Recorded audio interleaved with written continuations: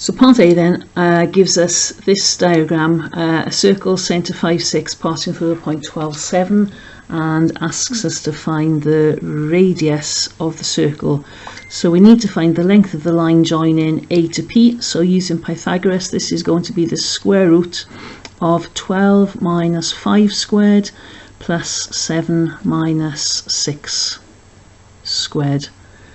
So 12 minus 5 gives us 7, 7 squared is 49, 7 minus 6 is 1, so 1 squared is 1, so this is the square root of 50, or 5 root 2 in surd form.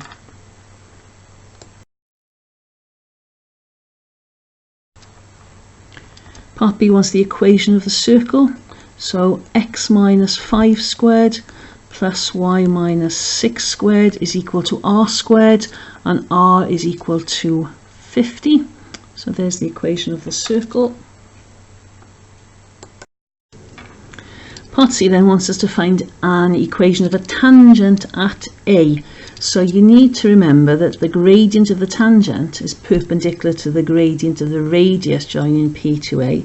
So the first thing we need to do is find the gradient of AP.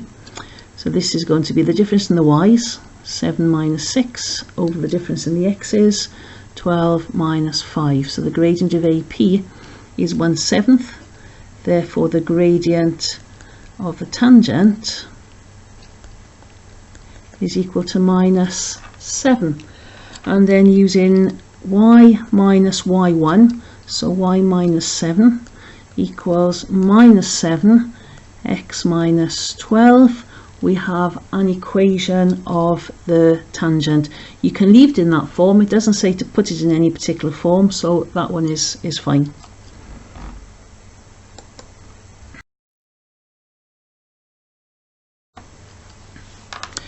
So part D tells us that the circle also passes through point C at 413 and point B at 1, 0, and asks us to find the angle theta using the cosine rule.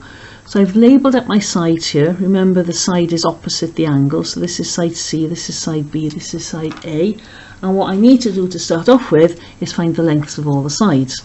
So let's start off with AB. So using Pythagoras, this is going to be 12 minus 0 squared plus 7 minus 1 squared. So this is going to be the square root of 144 plus 36. So root 180, or if you prefer in surd form, this is 6 root 5, and this is actually side C. And then let's look at AC. So again, we're going to have the square root of 12 minus 4 squared plus 7 minus 13 squared. So this is going to give us the square root of 64 plus 36. So this is 10, and this is actually side B. And then finally, if we look at BC, this is the square root of difference in the x's, so 4 minus 0 squared, difference in the y's, 13 minus 1 squared. So this is the square root of 16 plus 144. So we're looking at root 160, or in surd form 4 root 10, and this then is side A. So if we want to find angle C, our cosine rule says c squared is a squared plus b squared minus 2ab cos c. So I'm not going to rearrange this, I'm going to put the numbers in and then rearrange it afterwards. So c squared from here is 180,